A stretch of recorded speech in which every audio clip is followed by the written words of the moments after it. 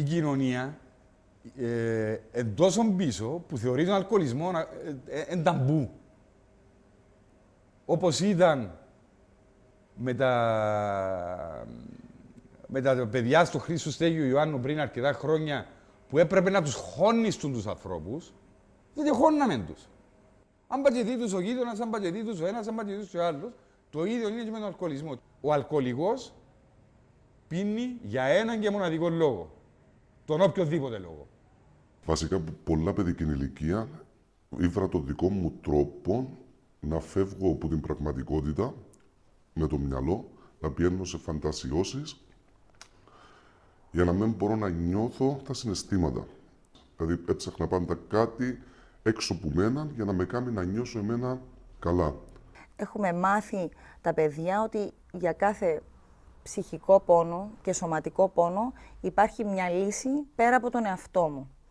Αυτό το μοντέλο του υποκατάστατου που βλέπουμε συνεχώς. Δηλαδή, πίνω για να χαλαρώσω, πίνω για να διασκεδάσω, πίνω για να είμαι μάγκας, παίρνω ένα χαπάκι επειδή έχω πονοκέφαλο, παίρνω ένα χαπάκι για να κοιμηθώ. Είναι αυτά τα μηνύματα που υπάρχουν στις μέρες μας και βλέπουμε ότι οι άνθρωποι πλέον προσπαθούν να βρουν λύσεις έξω από τον εαυτό τους, με άλλους τρόπους, με υποκατάστατα. Ευκαιρνα από την νάρκωση μου, 4-5 το πρωί, που σταματούσε η επίδραση της αλκοόλης στο σώμα μου, να σταθώ, δεν μπορούσα να σταθώ στα πόδια μου, είμαι έναν 80 και δεν μπορούσα να σταθώ.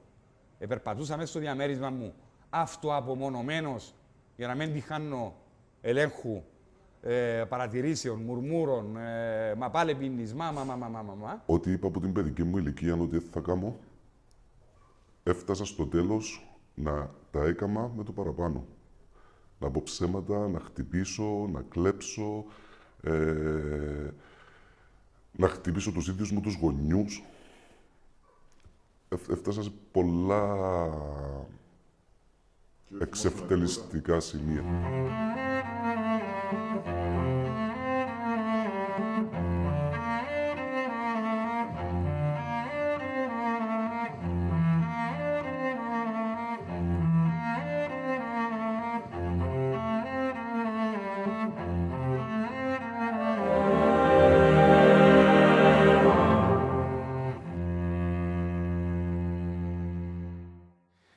Στο πρώτο μέρος είδαμε πώς ένα άτομο καταλήγει στον αλκοολισμό και τις επιπτώσεις που έχει από αυτό.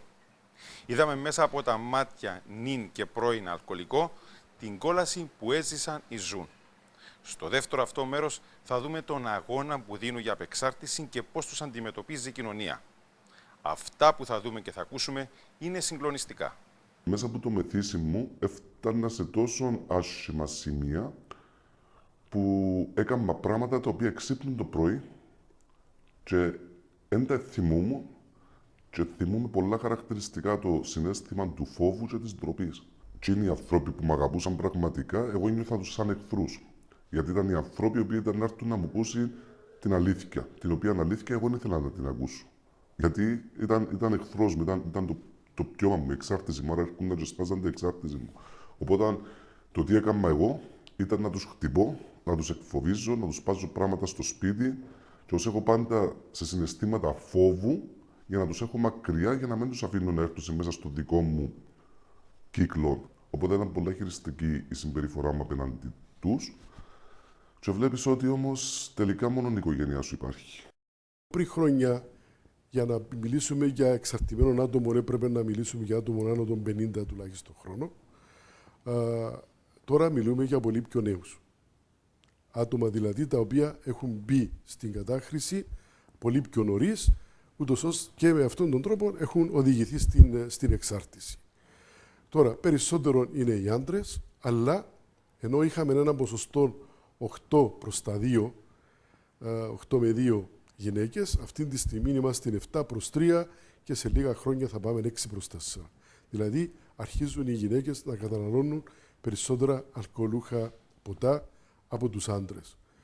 Το πολύ ανησυχητικό της όλης αυτής της περίπτωσης είναι ότι ανάμεσα στο μαθητικό πληθυσμό της Κύπρου έχουμε μια τεράστια αύξηση ανάμεσα στα κορίτσια, τα οποία τώρα χρησιμοποιούν τα λεγόμενα αλκοολούχα αναψυκτικά. Η τελευταία έρευνα, η ΕΣΠΑΤ, η Πανευρωπαϊκή Σχολική Έρευνα για το αλκοόλ και άλλα ναρκωτικά που γίνεται από το ΚΕΘΕΑ από το 1995 μέχρι σήμερα σε συνεργασία με το Υπουργείο Παιδείας και τώρα με το ΕΚΤΕΠ της Κύπρου, έδειξε φέτος, την τελευταία του 2011, ότι είμαστε οι πρώτοι στην αύξηση χρήσης αποσταγμένων αλκοολούχων αναψυκτικών ποτών ανάμεσα στον θηλυκό πληθυσμό των σχολείων μας, με 11%. Η Ευρώπη, ο μέσος της όρος είναι 4%. Και αυτό είναι πάρα πολύ ανησυχητικό για μας. Ήμουν με άδεια από τη δουλειά και δεν έπιένα δουλειά. Το επόμενο στάδιο ήταν, αφού λειτουργούσα πλέον, ήταν να φροντίσω να έχει μέσα στο θάλαμο μου το επόμενο πρωί ή για τη νύχτα και άλλο ποτό. Ήταν η μοναδική μου έννοια. Όταν είσαι εξαρτημένος από την αλκοόλη, δεν σε ενδιαφέρει τίποτε άλλο παρά μόνο να έχεις τη δόση σου. Γι' αυτό λέμε είναι ναρκωτικό. Τα πάντα είναι γύρω από την κατανάλωση της ουσίας. Περνά πολύ συχνά επεισόδια μέθης. Αρχίζει να μην ενδιαφέρεται για τίποτε άλλο, δηλαδή για την εμφάνιση του, για την προσωπική του υγιεινή. Ακόμα και όταν έχει προβλήματα, διαπληκτισμούς με τους υπολείπους, επιμένει να πίνει, αρνείται το ότι πίνει, πολλές φορές αποκρύβει το ότι πίνει. Είναι πολύ αμυντική η στάση του ως προς τους άλλους που το ρωτούν ή επιμένουν ότι κάνει κατάχρηση, ότι υπάρχει πρόβλημα.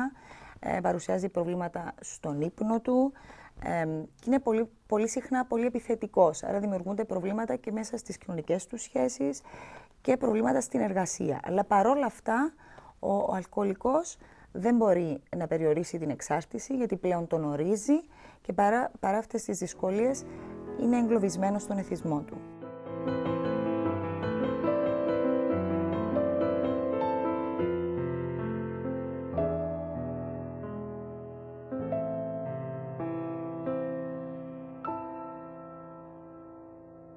Μια έρευνα από το Εθνικό Κέντρο Τεκμηρίωσης και Πληροφορίας για τα Ναρκωτικά λέει ότι περίπου το 2% των Κυπρίων είναι αλκοολικοί και φαίνεται ότι οι λόγοι είναι όλοι αυτοί που είπαμε.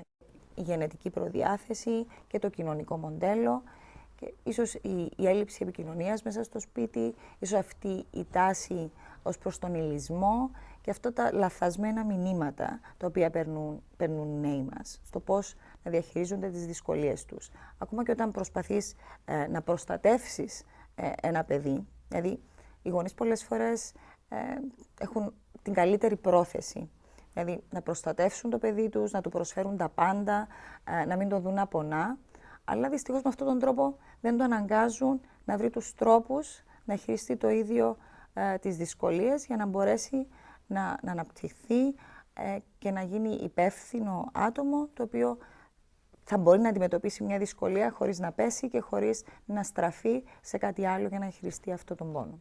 Υπάρχει μια άλλη κατάσταση την οποία εμείς ονομάζουμε στη ψυχιατρική συνοσηρότητα.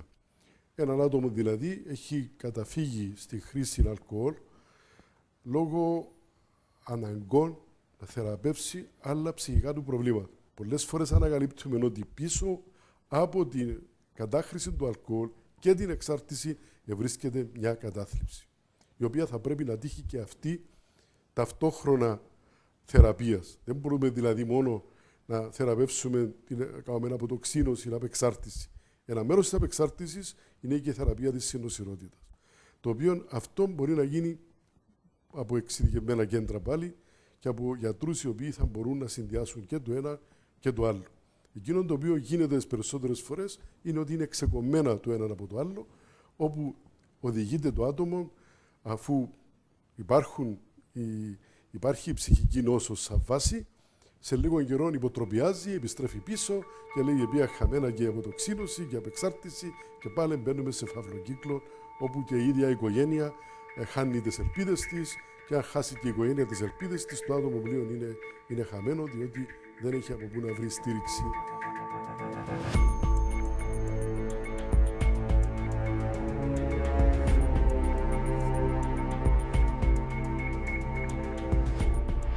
Πόσο καιρό έχει που είσαι μακριά από το ποτό τώρα? Είμαι ακριβώς μία μέρα. Τα ναρκωτικά τα έχεις σταματήσει? Ναι. Από το 2008 που δεν έκανα βαριά ναρκωτικά, έπινα κάναβη. Τώρα έχεις θέσει κάποιο στόχο? Ο στόχος μου είναι να σταματήσω το αλκοόλ Βέβαια, είμαι από μικρό παιδί καταθλιπτικός. Μπορώ να πω εκγεννηθής, γιατί από 2 και 3 και 4 χρονών πάθανα καταθλίψεις και είχα νεύρα πολλά.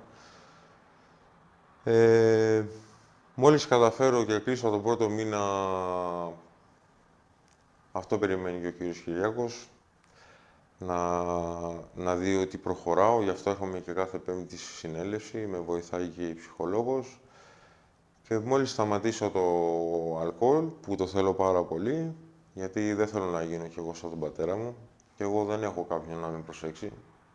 Είμαι 31, δεν θέλω να φτάσω στα 40 και να καταλήξω σε μια κλινική που να μην έχω και κανένα να με φροντίζει κτλ. Και να πεθάνω γρηγορότερα. Νομίζω είμαι νέος και θέλω να πάω μπροστά στη ζωή μου. Πώς αντιμετωπίζαν οι γύρω σου, οι χωριανοί σου, το οικογενειακό σου περιβάλλον, πώς αντιμετωπίζαν? Οι περισσότεροι έλεγαν να τον αλκοολικό. Ενώ αλκοολικός δεν ήμουν. Και όταν ο αλκοολικός ξέρω ότι το πρωί σηκώνουν να πιει ποτό. Εγώ δεν ήπια ποτό ποτέ μου πρωί. Αλλά έχει ορισμένο κόσμο που είναι μποκιάντρα ποτό. Και κατηγορά τον άλλον με χωρίς λόγο. Για με πει το δικαίωμα να κατηγοράς τον άλλο. Αυτό επηρεάζει την ψυχολογία σου? Σίγουρα. Σε έκανε να πίνεις περισσότερο κάποιες φορές? Ναι. Όταν με νευρίαζε κάποιο, νευρίαζα και έπινα περισσότερο. Έρχεται όμως η στιγμή που δεν πάει άλλο. Το σώμα αρνείται να επακούσει. Το μυαλό θολό, χαμένο σε παραισθήσεις και ενοχές. Μια μέρα ήρθε ένας από την Ελλάδα, ο οποίος ήταν πρώην αλκοολικός. Κανόνισε μια αδελφή μου να έρθει σπίτι μου να με δει και να μου μιλήσει. Οπότε όταν κάτσαμε κάτω με τον άνθρωπο να πιούμε έναν καφέ και ξεκίνησε να μου λέει ότι είπα πολλές φορές κανεί, ποτέ μου όμως δεν τα καταφέρνα, πάντα έβρισκα μια δικαιολογία. Έφτασα στο σημείο οικονομικά να είμαι χάλια, έφτασα στο σημείο να μην έχω φίλους, έφτασα στο σημείο η οικογένεια μου να υποφέρει. Και έκαμε μου μια περιγραφή το πώς ήταν η ζωή του και πώς είναι η ζωή του σήμερα. Όταν τέλειωσε, εγώ είπα του φίλε μου, εγώ έχω έτσι πρόβλημα. Παναγία μου, μπράβο σου που τα κατάφερες, εδώ κάτω συγχαρητήρια. Είπα του, κράτα καλά, εδώ κάτω συμβουλές ακόμα. Εγώ τώρα που ήμουν ήδη στον αλκοολισμό. Όταν έφυγε τούτος ο άνθρωπος όμως, περνώντας ο χρόνος, ό,τι έκανα, επειδή πλέον έφερε μου το πίσω μέρος του μυαλού μου μπροστά. Την ώρα που ήμουν στο τμήμα, στην αστυνομία, λόγω του ότι ήμουν μεθυσμένος και οδηγούσα ή λόγω του ότι έκανα φασαρία ή λόγω του ότι έκανα οτιδήποτε παράνομο, θυμούμουν τα λόγια του. Την ώρα που εξύπνουν το πρωί και νιώθα την ντροπή, την φοβία, την ανασφάλεια που τις πράξεις που έκανα την προηγούμενη νύχτα, έρχεται στο μυαλό μου. Τώρα που έβλεπα τη μάμα μου ή τον πατέρα μου δακρυσμένους, πονεμένους, φοβισμένους, έρχεται στο μυαλό μου. Οπότε μια μέρα λέω, τελικά είμαι και εγώ όπως τον φίλο που μιλήσαμε. 16 του Δεκέμβρη του 6 μπήκα σε μονάδα απεξάρτησης στην Κύπρο. Έμεινα μέχρι τα τέλη του Φεβράρι του 7. Μπορεί να ακουστώ λίγο επικριτικός πας σε τούτον, αλλά όπως διάφορα άλλα πράγματα μες στη χώρα μας, την αγαπημένη χώρα μας, εκ των υστέρων μπορώ να κρίνω και να πω ότι θέλουμε δουλειά, θέλουμε βοήθεια. Θέλουμε πάρα πολύ βοήθεια. Τόσο σε επιστήμονες, όσο και σε προσωπικό, όσο και σε εκπαιδευμένο νοσηλευτικό προσωπικό, παντού. Θέλουμε βοήθεια στην ενημέρωση, στην πρόληψη. Εγώ μπήκα, έκανα 6 μήνες. Ευκήγα. Τι έγινε με τους 6 μήνες? Σωματική αποτοξίνωση. Ψυχολογική απεξάρτηση δεν έγινε τίποτα. Συναισθηματική απεξάρτηση δεν έγινε τίποτα. Διότι αποκτά και συναισθηματικούς δεν δούμε την αλκοόλη. Εντάξει. Ευκήγα και με την πρώτη αφορμή, πάμε πίσω στη που σου είπα για τους λόγους που πίνει ο αλκοολικός, οποιοδήποτε λόγο, Εντάξει, ξαναήπια, υποτροπίασε. Και μετά, μέχρι τον Ιούνιο του 7, έμπαινα και ξανάφκαινα, έμπαινα και ξανάφκαινα, έμπαινα και ξανάφκαινα. Έχω και τα χαρτιά. Έμπαινα, έφκαινα σαν να μου το holiday home. Σε κάποια φάση είπα του αδερφού μου του Σάιμον να βρούμε στο εξωτερικό. Να βρούμε στην Ελλάδα. Να δούμε τι γίνεται στην Ελλάδα. Γιατί, διότι έθελα το. Δεν ήθελα να παραιτήσω, Χριστόδουλε μου, την προσπάθεια. Έθελα να καθαρίσω. Είχα δυο μωρούθηκια.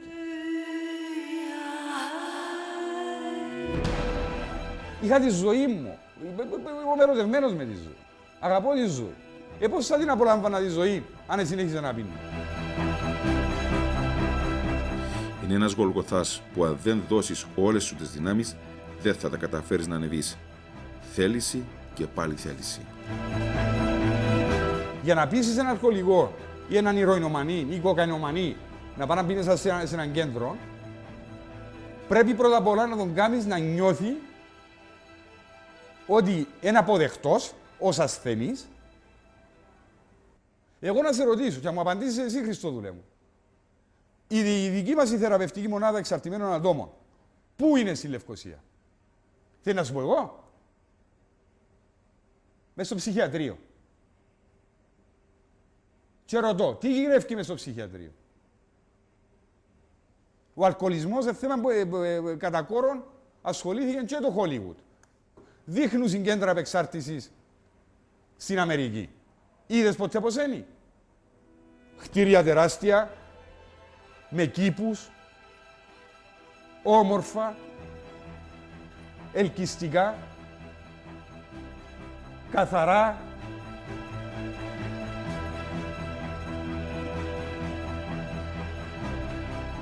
Εμείς τι έχουμε? Μπήξαμε η θεραπευτική μονάδα μέσα στο ψυχιατρίο, αγαπημένοι μου. Ποιος θα πάει? Πώς θα πάει?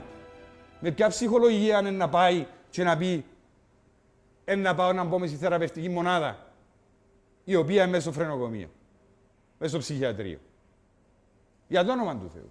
Ας αρκέψουμε από τούτα τα βασικά. Αν θέλουμε να κάνουμε τίποτε να βοηθήσουμε τους αλκοολικούς στην Κύπρο, οι οποίοι δεν είναι ούτε πέλοι, ούτε τίποτε και δεν είναι κατ' επιλογή αλκοολικοί. Είναι αναγκασμένοι να είναι αλκοολικοί που ένα σημείο και μετά. Δεν μπορούν να κάνουν αλλιώς. Δεν μπορούν να κάνουν αλλιώς. Και πρέπει να το καταλάβουμε το πράγμα. Πρέπει να σταματήσει έναν ταμπού ο αλκοολισμός στην Κύπρο. Ένας ασθενής και θέλει βοήθεια που όλους γυρών του, που τα αδέρφια, που τους γονείς, που τους φίλους. Για να το βοηθήσει να βγει από την άρνηση, διότι η άρνηση δεν είναι απλά μια λεξούα. Η άρνηση είναι το στάδιο που λαλείς ούμα ελέγχω το, ούμα είναι πρόβλημα για μένα, Τούτη είναι η άρνηση του αλκοολικού ή του ηρωινομανή. Για να βοηθήσει να βγει από την άρνηση, πρέπει να τον αγκαλιάσεις. Είμαστε μαζί σου, να το πολεμήσουμε. Και εκείνοι που τα παρατούσουν και λαλούσουν, ούμα σώζεται, να το βγάλουν μόνο τους. Εγώ με τα μέτια μιλώ σου μέσα σε πυραρία.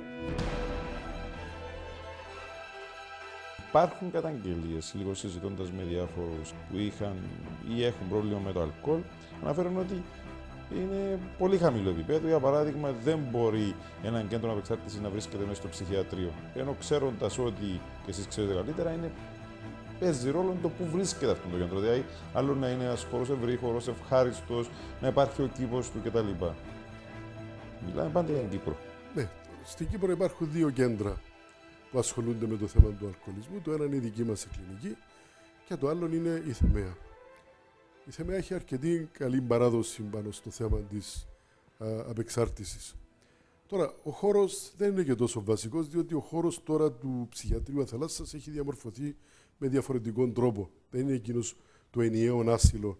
Είναι ένας χώρος όπου και σε αυτόν τον χώρο βρίσκεται τώρα και το Γενικό Νοσοκομείο της Λευκοσίας και η ψυχιατρική πτέρυγα κλπ. Εκείνο το οποίο υπάρχει σαν ανάγκη είναι να υπάρξουν κέντρα παντού.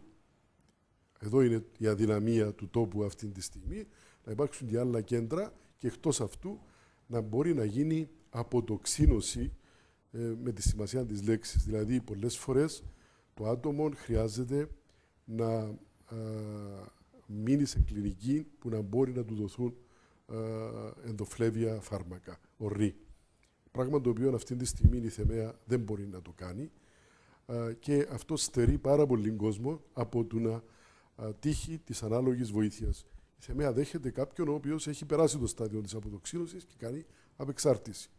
Εκτός αυτού, το νοσοκομείο Αθαλάσσας, μιλούμε το ψυχιατρίο, το γνωστό, πριν χρόνια εδεχόταν και καταστάσεις αλκοολικής μέθης. Τώρα υπάρχει μια διαφοροποίηση. Πρέπει να υπάρχει ψύχωση για να μπορεί να γίνει αποδεκτός.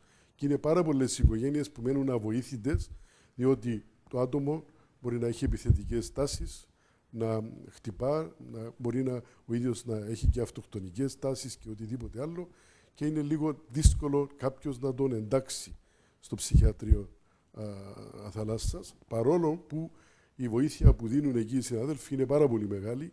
Κάποτε υπάρχουν εξαιρέσεις, αλλά πρέπει να υπάρξει μια πολιτική γύρω από αυτό το θέμα. Και εκτός αυτού, με αυτήν την ευκαιρία, πρέπει να πούμε ότι αφού γίνονται πολλά στο νοσοκομείο Αθαλάσσας, όπως και η θεραπεία ασθενών με κάναβη και άλλες ουσίες, θα μπορούσε εκεί να δημιουργηθεί και έναν άλλο πρόγραμμα απεξάρτησης, ο οποίος να δίνει συνέχεια σε αυτήν την πρώτη προσπάθεια που έχουν με 1002 βάσανα, διότι δεν είναι εύκολο για ένα συγγενή να πάει να υπογράψει στα δικαστήρια, να έρχεται η αστυνομία σπίτι, να παίρνει τον δικό του, να τον κλείει στο νοσοκομείο. Αλλά με αυτήν την ευκαιρία θα μπορεί να γίνει και η πρώτη φάση και η δεύτερη φάση.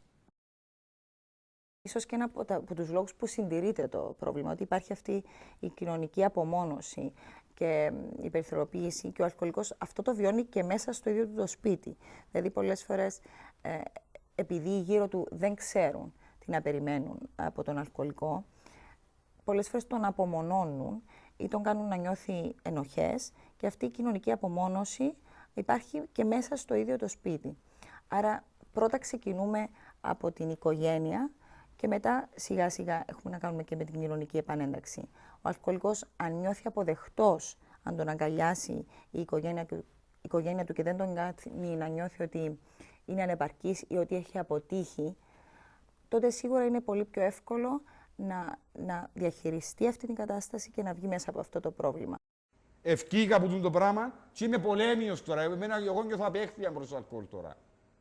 Ένα πράγμα το οποίο ενόμιζα, μια ουσία, ναρκωτική ουσία που ενόμιζα, όταν μου λαλούσα ρε μα πίνεις πολλά, πολλές φορές ύστερα που έφυγα από την κατάχρηση και πήγα στην εξάρτηση, ελάλουνε καλά ρε Στέφανε. Μα να βγάλεις, είσαι 37 χρονών τότε, το 7, είμαι 43 τώρα. Να βγάλεις όλη σου την υπόλοιπη ζωή χωρίς αλκοόλ, γίνεται έτσι πράγμα.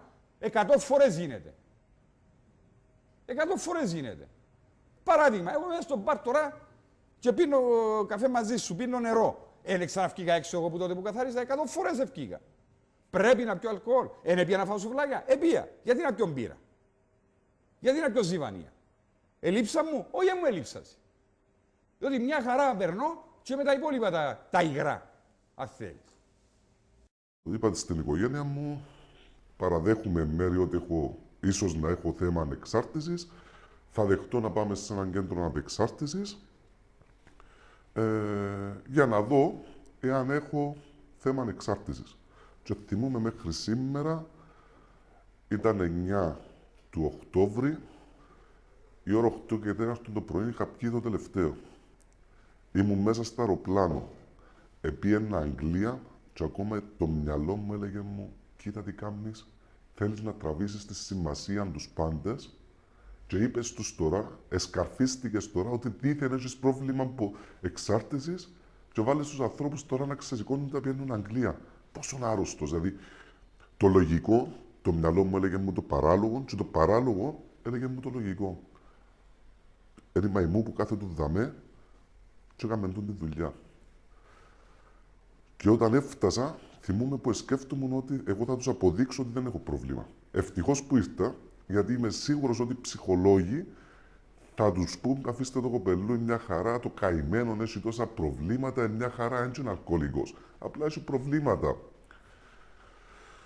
Και μέσα στη θεραπεία επίστευκα ότι ήμουν ο καλύτερος αδερφός, ο καλύτερος γιος, ο καλύτερος φίλος. Μέσα στη θεραπεία τελικά ανακαλύπτεις το ταξίδι, γιατί ονομάζω το ταξίδι. Και το πιο όμορφο ταξίδι είναι η αυτογνωσία τελικά του ανθρώπου. Το να ξεκινήσει ο άνθρωπος να μαθαίνει ποιος πραγματικά είναι. Ούτε ποιος του είπασε ότι είναι, ούτε ποιος νομίζει ότι είναι, ούτε ποιος θέλει να δείξει ότι είναι. Οπότε στο ταξίδι τούτο ανακάλυψα ότι τελικά όλα τα ξέρω και τα μπορώ ήταν εντελώς άκυρα. Ήταν ένας μεγάλος πάτσος στο κομμάτι της θεραπείας, αλλά επίσης ήταν το σημείο το οποίο, οκ, είμαι τούτος, υπάρχει λύση, θέλω την ή όχι. Ήταν Παρασκευή όταν ο Στέφανος αποφάσισε ότι έφτασε η ώρα να επιστρέψει πίσω στη ζωή. Ο δρόμος όμως της επιστροφής δύσκολος, γεμάτος εμπόδια, γεμάτος ανηφοριές. Ήταν μια Παρασκευή και έκανα τούτη τη διαδικασία να σηκωστώ στα 4 μου, να πάω στο θάλαμο μου για να πιάω τη δόση μου την πρωινή. Παρένθεση, αν κάποιοι που μας ακούν τώρα κάνουν πρωινή πόση,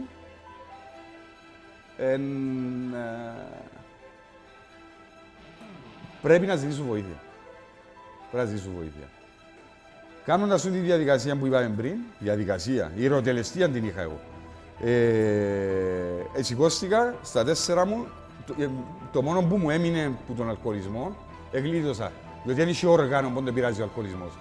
Που εγκέφαλο, μάτια, όλες τις αισθήσεις, σηκώτη, παγκρατίτιδα, οστεοπόρωση, καρδία, πνεύμονες, στομάχι, επηρεάζει τα πάντα. Σεξουαλικά επηρεάζει. Δεν αφήνει τίποτε πίσω. Εντάξει, συνάει σου τα ούλα. Ευτυχώς το μόνο πράγμα που μου έμεινε εμένα είναι αλκοολική πολυνευροπάθεια ηλιοκόμενη που έναν χρόνιο κατά κάποιον τρόπο μούδιασμα στα κάτω άκρα. Εντάξει, το οποίο συνήθισα και ευχαριστώ και τον Θεό που μόνο τούτο μου άφηγε. Ευχαριστώ τον Θεό που μου άφηγε ζωντανό. Πρώτα απ' όλα. Ήταν τούτη Παρασκευή, σηκώστηκα, πήγα στα 4 μου στο ψυγείο, έκανα τη διαδικασία μου, έβαλα το πάι μπροστά μου με τη βότκα και σου το ορκίζομαι, επάγωσα, έμεινα εθόρουντο, ξαναθόρουντο, λαλό Στέφανε μεν το πκείς και τηλεφώνησα χαράματα του παπά μου, του συγχωρεμένου, έφυγε πριν 7 μήνες και λέω του παπά θέλω βοήθεια.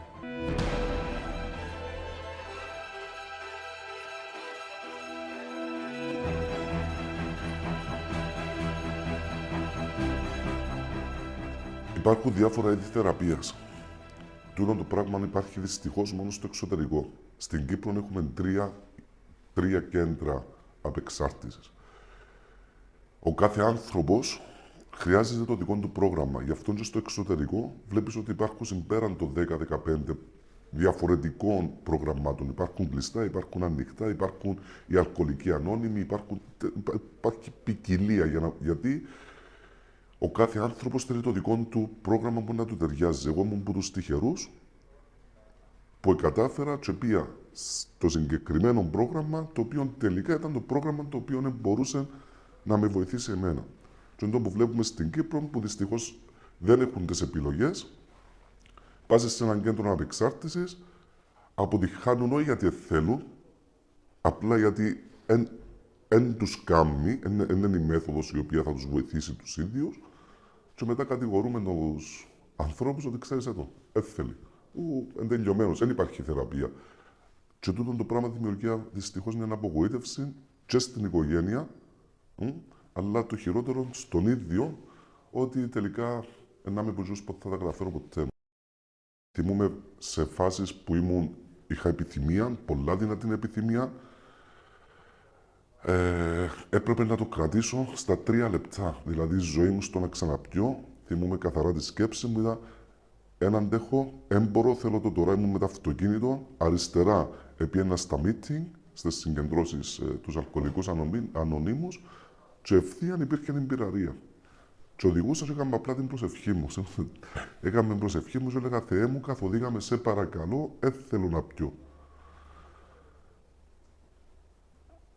Και είπα 3 λεπτά. Μπορώ να περιμένω 3 λεπτά και ξανασκέφτομαι το αν θα πιω. Και στα 3 λεπτά εκκρίθηκε ολόκληρη ζωή μου. Γιατί τα 3 λεπτά που είπα θα περιμένω 3 λεπτά, βοήθησε να στρίψω και να πάω να μπω μέσα στη συγκέντρωση, μέσα στα meeting τους, για να μπορέσω να μείνω καθαρός. Την ώρα που δίνουν τον αγώνα για απεξάρτηση, τους συνοδεύει η προσευχή της γαλήνης των αλκοολικών ανωνύμων, όπως την ονομάζουν. Στήριγμα κεφάλους τους. Θεέ μου, δώσε μου δύναμη να δέχομαι τα πράγματα που δεν μπορώ να αλλάξω. Κουράγιο για να αλλάζω αυτά που μπορώ και τη σοφία να γνωρίζω τη διαφορά.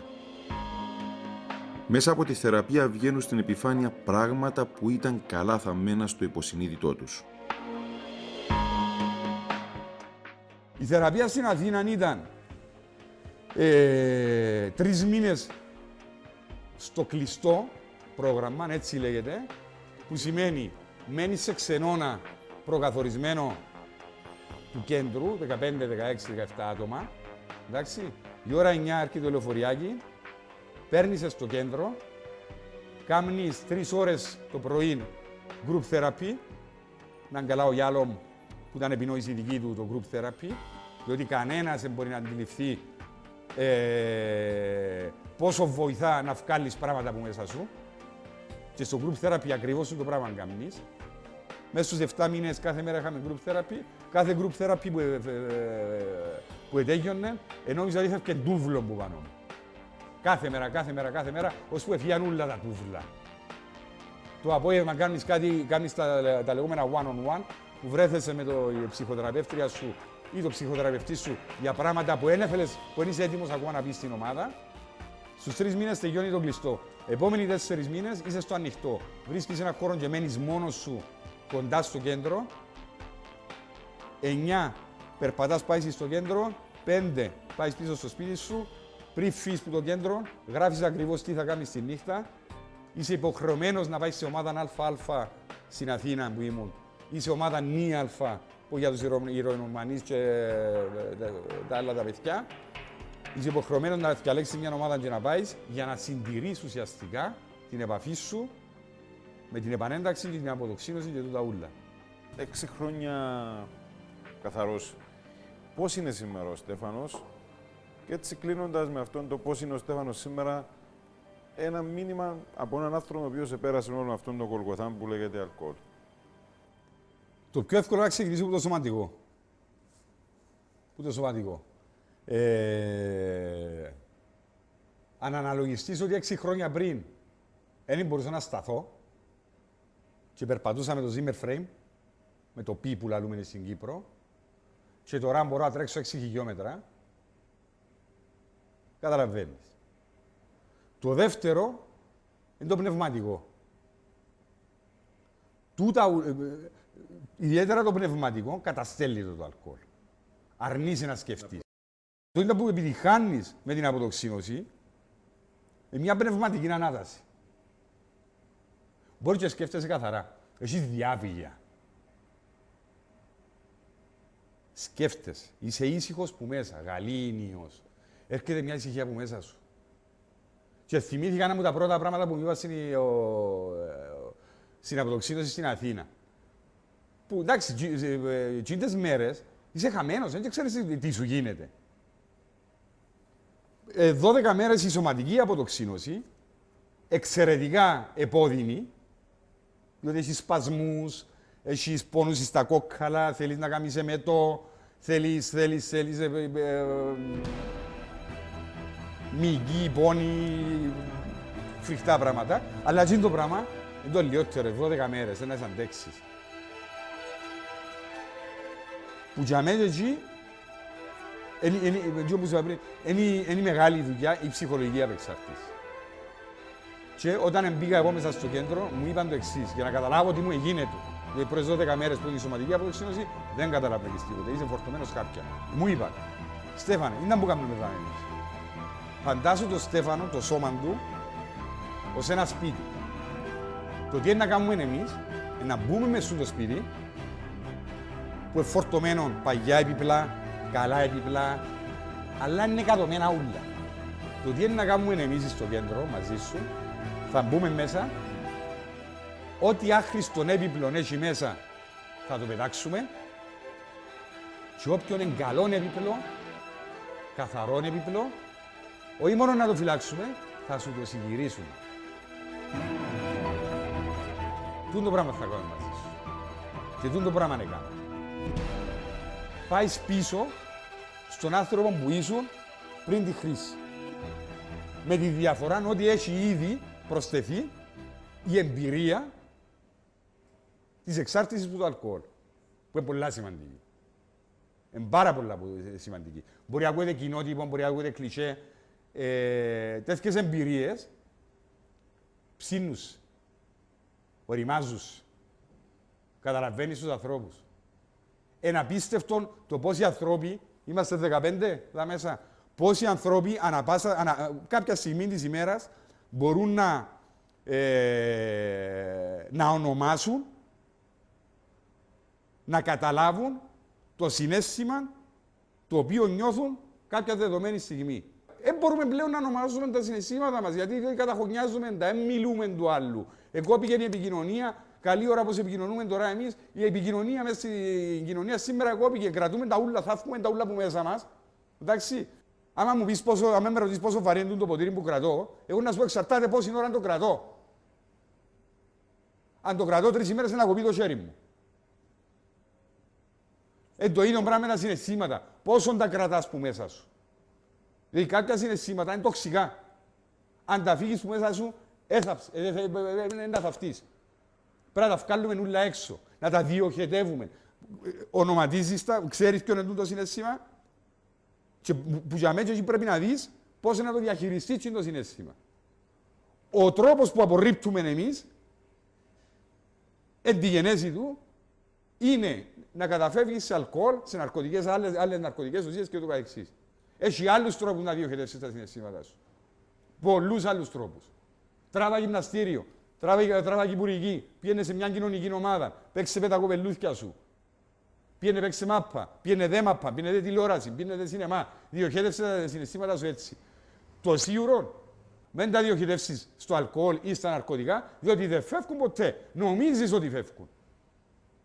Εγώ όταν επονούσα και πόνεσα πολλά στη ζωή μου, και ίσως η κατραγγύλα η δική μου να ξεκίνησε από το 98 που έχασα τη μάμα μου που αλκοόλ, εντάξει.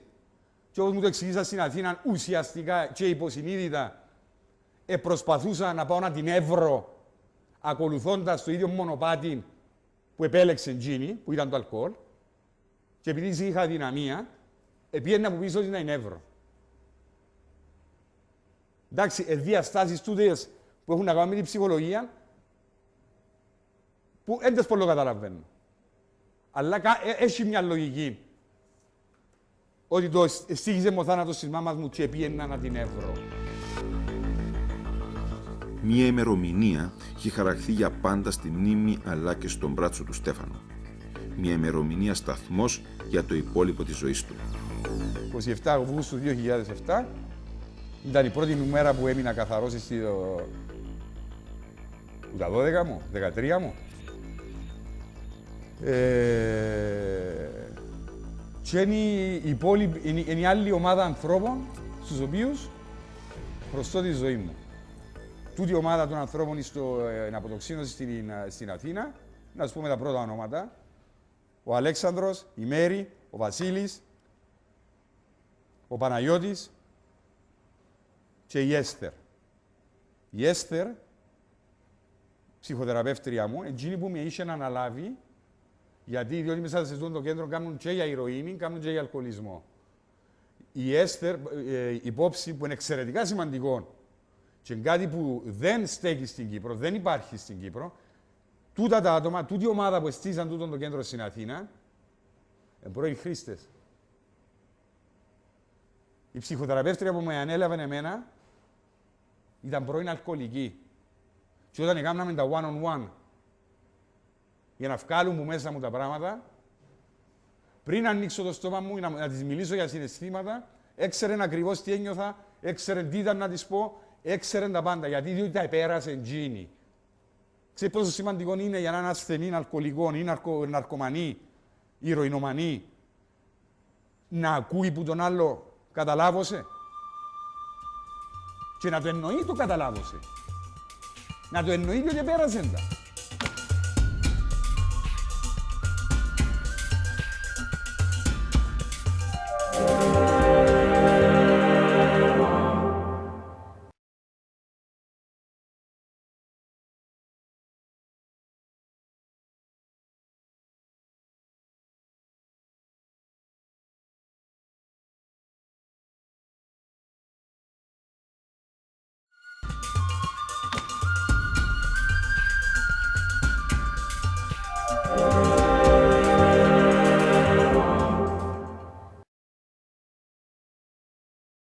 Πόσο συχνά με την εμπειρία σας ή πώς μπορεί κάποιος να τα καταφέρει ή πόσο συχνά το καταφέρνει καλύτερα να βγει από τον εφιάλτη του αλκοολισμού.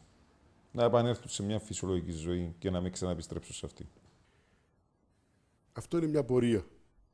Δεν είναι μια ασθένεια όπως τις άλλες, που ο καθένας πρέπει να το δει σε ποιο στάδιο ακόμα βρίσκεται και σε αυτή την πορεία. Όταν είσαι στο τελευταίο στάδιο, όπως λέμε, των μεταστάσεων, τα πράγματα είναι πολύ δύσκολα. Πρώτον, υπάρχει άρνηση της ύπαρξης του προβλήματος, άρνηση για θεραπεία, οπότε αντιλαμβάνεστε όλη η προσπάθεια και η επιτυχία θα είναι να πείσεις κάποιον πρώτα να δεχτεί το πρόβλημα του και να ενταχθεί σε ένα πρόγραμμα. Όταν το περάσει αυτό, πιστεύω ύστερα τα πράγματα είναι πολύ πιο εύκολα. Και εδώ τα ποσοστά της επιτυχίας που έχουμε είναι πάρα πολλά μεγάλα, έχοντας υπόψη ότι κάποιος επέρασε αυτό το εμπόδιο να δεχτεί ότι έχει πρόβλημα και να ενταχθεί σε ένα πρόγραμμα αποτοξίνωσης πρώτα και απεξάρτησης. Πόσο συχνά επιστρέφει κάποιος μετά από ένα χρονικό διάστημα? Όλοι δοκιμάζουν. Δεν έχει κανένα που να μην δοκιμάσει. Αλλά υπάρχουν τώρα και σύγχρονες μεθόδοι και φάρμακα και εφηδεύματα αυτή τη στιγμή.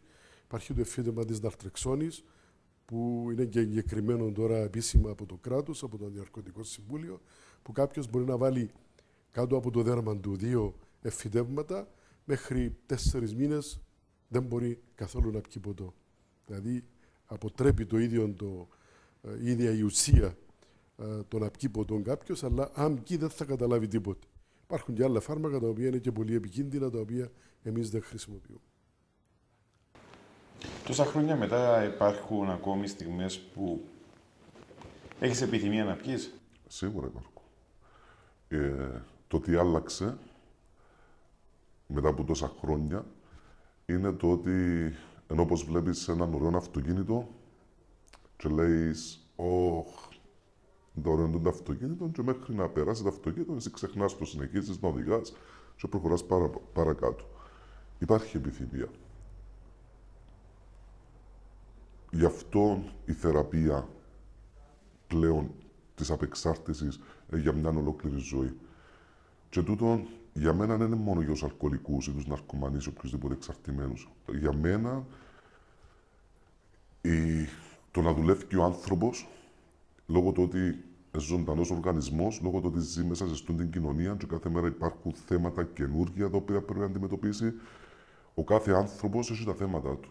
Ο κάθε άνθρωπος θα ήταν ευχής έργο αν μπορούσε να έχει για μένα μια ομάδα που να πάει κάτω οποιαδήποτε ώρα και στιγμή και να τους πει «Ρε παιδιά, έγινε και τούτο με τη γυναίκα μου, τούτο με την οικογένεια», να μπορέσει να εκφράσει, να δει πιο καθαρά το θέμα και να μπορέσει να εξελιχθεί και να οριμάσει μέσα από τις προκλήσεις της ζωής. Εσύ προσπαθείς να αποφεύγεις όμως τον πειρασμό. Δηλαδή, δεν θα μπεις σε ένα μπαρ, δεν θα κάτσεις σε μια παρέα που έχει ποτέ πάνω στο τραπέζι, θα αποφύγεις ένα νυχτερινό κέντρο. Αυτά τα αποφεύγεις ή έχεις πλέον κάνει τα αντισώματα σου και δεν σε πειράζει? Αυτό μπορώ να πω είμαι εγώ. Ο κάθε άνθρωπος είναι ξεχωριστός και έτσι σημαίνει ότι ισχύει και για τους υπόλοιπους. Ό,τι μπορώ να κάνω εγώ ή ό,τι δεν μπορώ, δεν σημαίνει ότι μπορεί να το κάνει ή δεν μπορεί να το κάνει κάποιος άλλος. Για μένα το σημαντικό ήταν το να μείνω μακριά. Για να μπορέσω να μείνω καθαρός, λέει μέσα στο πρόγραμμα ένα σημείο ότι πρέπει να αλλάξω τα πάρκα που έπαιζα, τα παιχνίδια που έπαιζα και τους ανθρώπους που έπαιζα. Δεν μπορώ να πηγαίνω στο ίδιο πάρκο, να παίζω με τους ίδιους ανθρώπους, τα ίδια παιχνίδια και να περιμένω διαφορετικό αποτέλεσμα.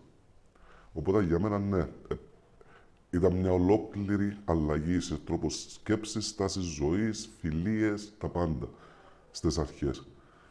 Και πλέον σήμερα ναι, μπορώ να κυκλοφορήσω. Μπορώ να το έχω γύρω μου.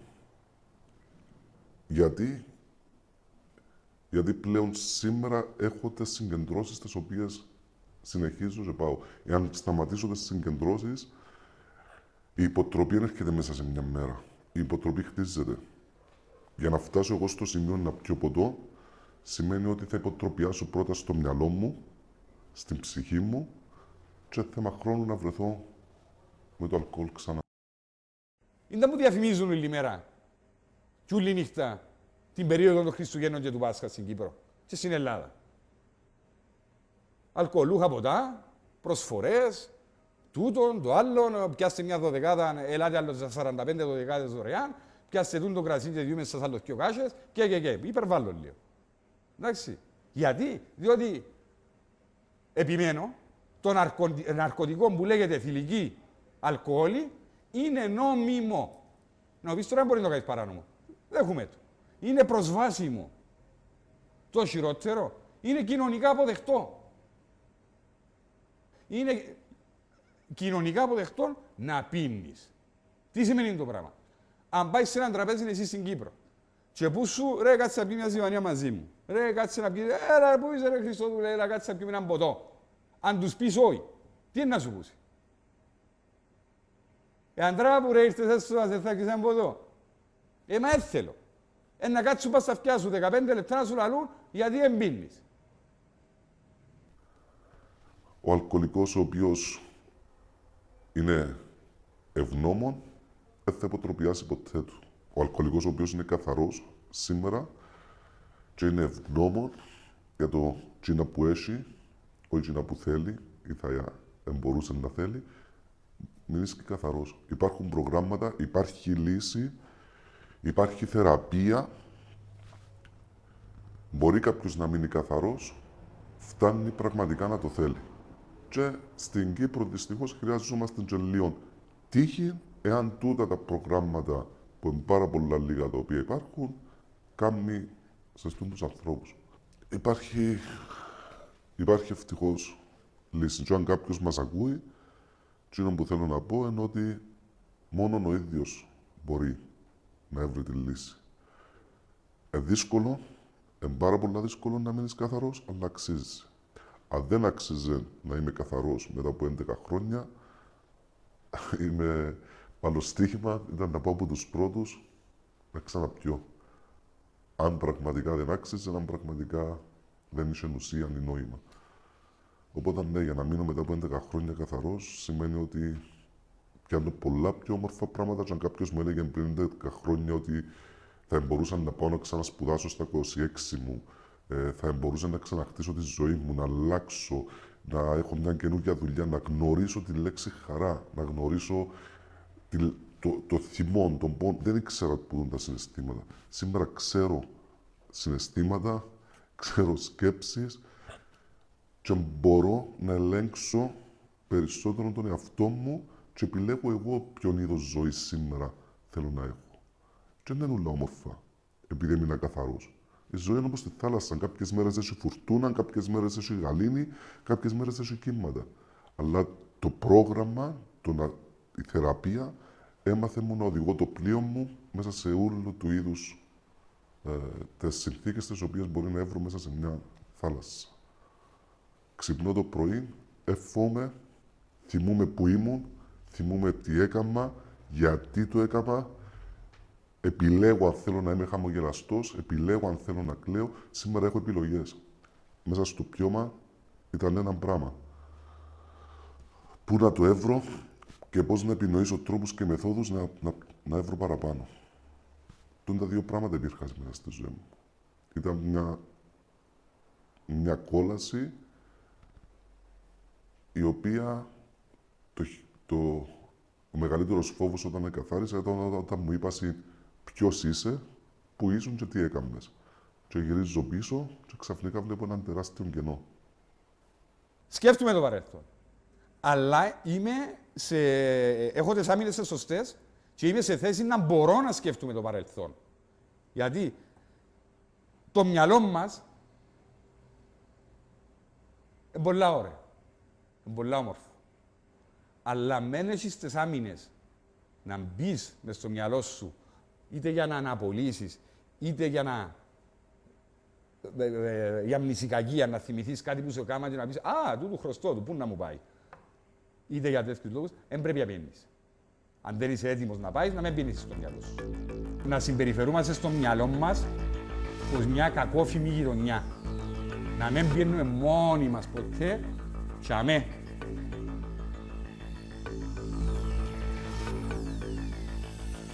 Μήνυμα σε εκείνους που υποφέρουν, διότι είναι Έλληνοι. Τελευταία στατιστική που διαβάσα είναι 3% του πληθυσμού της Κύπρου. 3% του πληθυσμού της Κύπρου, αν κάνεις τα μαθηματικά, είναι 25.000 άτομα που υποφέρουν.